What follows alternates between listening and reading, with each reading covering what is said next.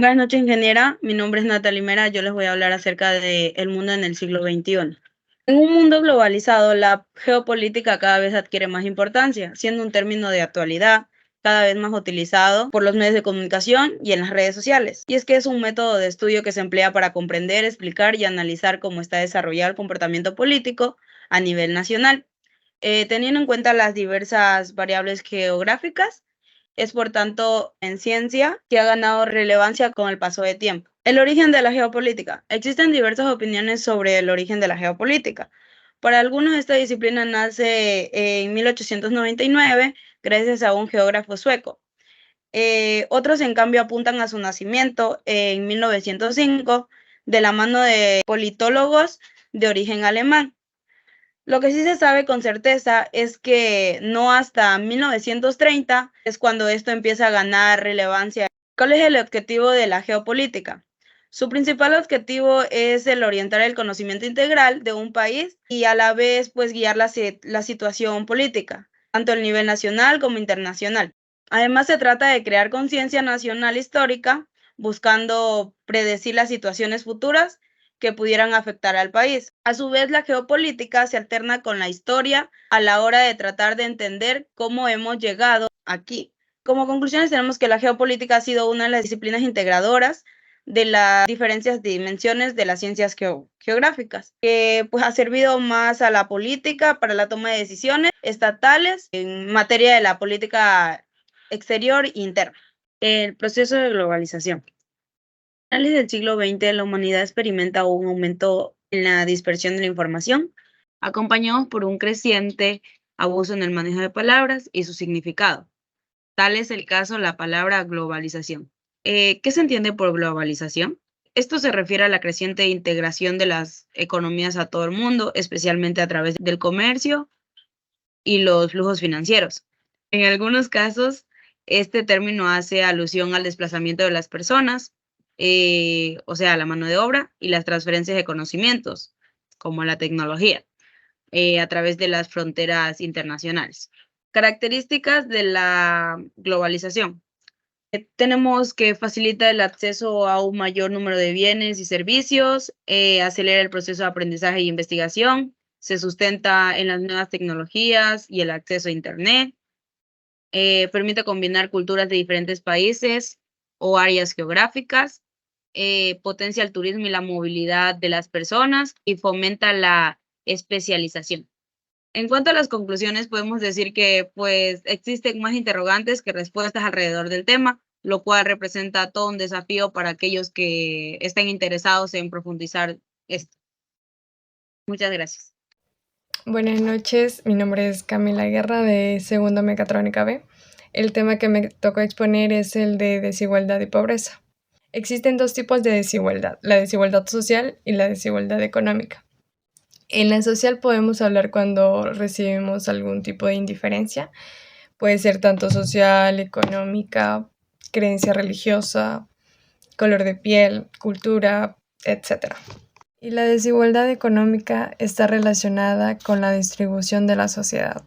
Como siguiente punto, la pobreza. Cuando hablamos de la pobreza nos referimos al estado en el que un individuo no puede llegar a satisfacer sus necesidades básicas para poder mantener un nivel de calidad de vida mínimo. América Latina y el Caribe. Evolución económica, deuda externa, privatizaciones y nuevos retos. Panorama general. En 1994, la población total de la región era de 469 millones, los cuales el 24% vivían de la agricultura. La porción de la población agrícola es mucho más baja que en otras regiones en desarrollo. Sin embargo, este sector interviene de forma muy importante en el Producto Bruto Interno de la región y la cría del ganado. Esto participa en tercio del mismo. América Latina y el Caribe muestra una relativa capacidad de resilientes ante el aumento del estrés de deuda, la inflación y la incertidumbre en torno a la guerra de Rusia en Ucrania. En cuanto a la pobreza, la pandemia exacerbó del 24% al 26.5% entre 2009 y 2021. En términos de inflación, y exceptuando Argentina, se prevé que en promedio disminuya el 5% en 2023, tras alcanzar el 7,9% en 2022. Países de América Latina y el Caribe. Tenemos Anguila, Antigua y Barbuda, Argentina tenemos Bahamas, Barbados, Belice, Bermudas, Bolivia, Brasil, Granada, Chile, Colombia, Costa Rica, Cuba, Ecuador, El Salvador y así sucesivamente. Causa de la deuda externa. No se trata de dos fenómenos diferentes, sino de dos procesos estrechamente ligados. Buena parte del origen de la deuda se debe al deseo de los sectores privilegiados de Latinoamérica de obtener divisas que deseaban para invertir afuera. Privatización de América Latina y el Caribe. Los procesos de privatización en América Latina se iniciaron a mediados del año 70 en Chile, con anterioridad a los llevados a cabo a partir de 1979 en Gran Bretaña por Margaret Thatcher. ¿Cuáles son los desafíos de América Latina?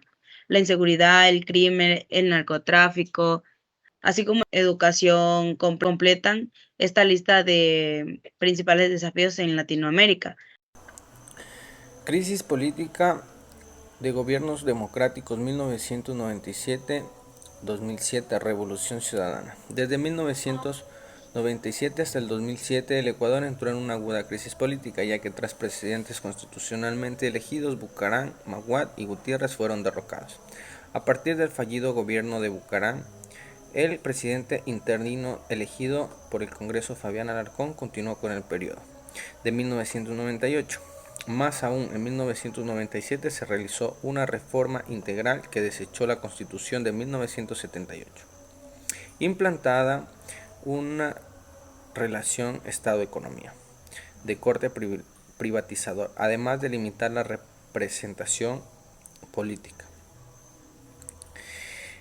Esta Constitución entró en vigencia el 10 de agosto de 1998, siendo el mismo día que Yamil Maguad asume la presidencia tras ganar las elecciones. Como resultado, en el Ecuador se decretó un feriado bancario y la congelación de depósitos, donde los ciudadanos fueron afectados al perder sus fondos. En el caso de Gutiérrez, una creciente oposición del Congreso y Corte Suprema afectó su mandato. Primordialmente, los hechos que produjeron su destitución fueron el retorno de Abdalá Bucaram, especulaciones de corrupción como la de Pichi Corte. Como resultado, la aprobación presidencial cae rotundamente 2 años después.